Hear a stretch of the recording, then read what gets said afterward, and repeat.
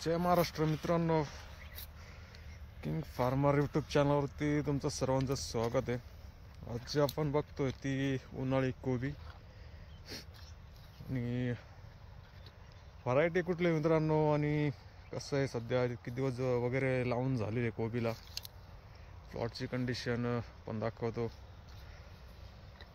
तर मित्रांनो, ही कोबी जवळपास हिला 15 दिवस झाले आणि ग्रोथ वगैरे चांगली. व्हरायटी तिची वीर 333 या व्हरायटीची ही कोबीचं वाण आहे आणि क्वालिटी तिची जास्त मोठी होत नाही आणि मार्केटमध्ये चांगली डिमांड आहे तिला.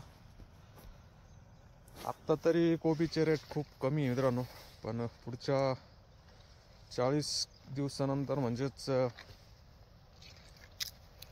मेच्या एंडपर्यंत नक्कीच चांगलं मार्केट वाढेल अशी अपेक्षा आहे. आत्ता तरी मार्केट डाऊनच आहे, काय म्हणजे रेटच नाही असं तरी म्हटलं तरी चालेल कोबीला. तर असा हा सगळा प्लॉट आहे. जवळजवळ 20,000 काडी लागली मित्रांनो या प्लॉटमध्ये. आणि ही जी माती आहे ती लाल माती आहे वावराची. आणि याच्या अगोदर याच्यामध्ये ऊसाचं पीक होतं, ते काढून आणि नंतर कोबी वगैरे लागवड केली आपण.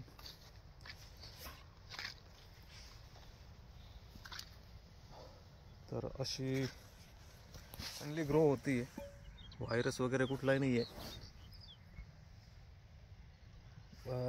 सध्या तरी आपण एकच स्प्रे घेतला आहे पाठीमागच्या 3 दिवसापूर्वी तर आळाईसाठी. तर विशेष दुसरं काही आजार नाही आहे, त्यामुळे गरज पडली नाही.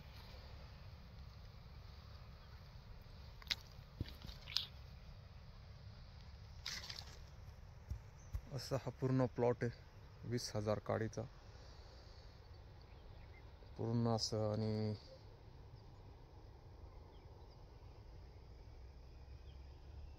एक नंबर सेट झालेला आहे पूर्ण प्लॉट. कोबीचं तसं जळत तसं ना, जो रोप वगैरे काही जळत नाही मित्रांनो, जास्त रोप मरत नाही. आणि असे त्यामध्ये असे नर क्वालिटीचे निघतात थोडेफार. तर हिचं वेट जवळपास मित्रांनो 800च्या आसपास जातं, 800 ग्रॅम. आणि एक सारखा गड्डा असतो, जास्त मोठा पण होत नाही आणि जास्त बारीक पण राहत नाही, त्यामुळं मार्केटमध्ये याची डिमांड असते. बाकीच्या दुसऱ्या पण व्हरायटी आहे मित्रांनो, त्याची क्वालिटी जरा जास्त हेवी होऊन जाते. वजन जवळपास 1 किलोच्या पुढे निघून जातं आणि गड्डा पण मोठा होतो. बाकीच्या ज्या व्हरायटी आहे त्या पण ट्राय केलेल्या आहे आपण, पण हिचं जरा वेगळं काम आहे, त्यामुळं हीच ट्राय करतोय.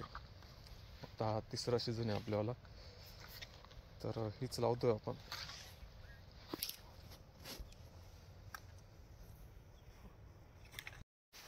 आणि पूर्ण कोबीची मध्येच थोडं उंदरांनी जरा कार्यक्रम केला होता इथं, त्यामुळं इथं पूर्ण प्लॉटच्या मधोमध बघू शकता तुम्ही परत रोपं वगैरे आपल्याला लावावं लागले.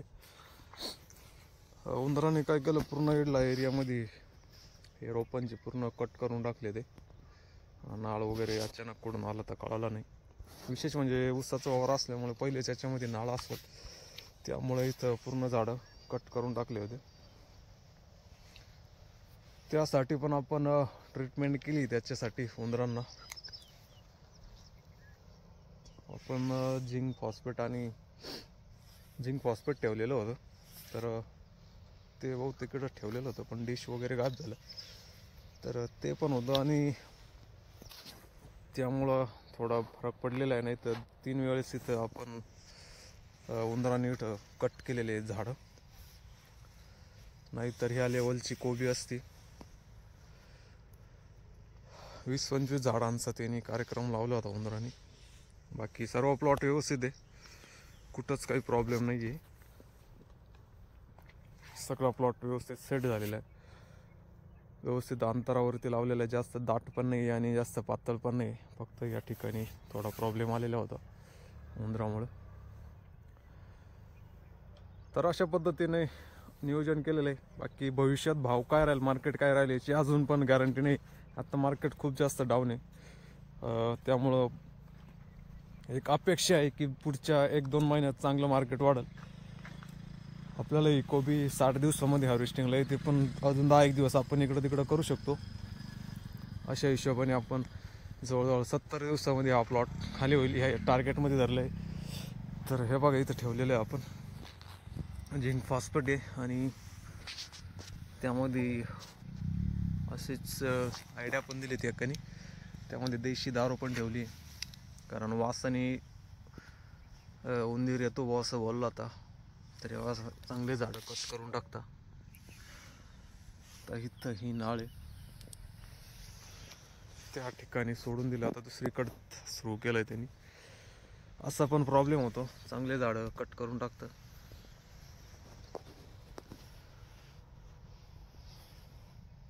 तर अजून किती झाडं कट करेल गॅरंटीच नाही त्याच्यावाली.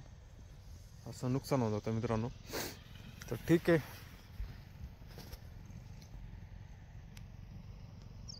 तर बघू मार्केट भविष्यात किती राहतं. सध्या तरी मार्केट नाही, मेच्या एंडपर्यंत तरी मार्केट वाढलं पाहिजे आणि गॅरंटी आहे वाढेल. इतकं पण डाऊन नाही राहणार आहे, जवळपास 10 रुपये प्लस जायला पाहिजे.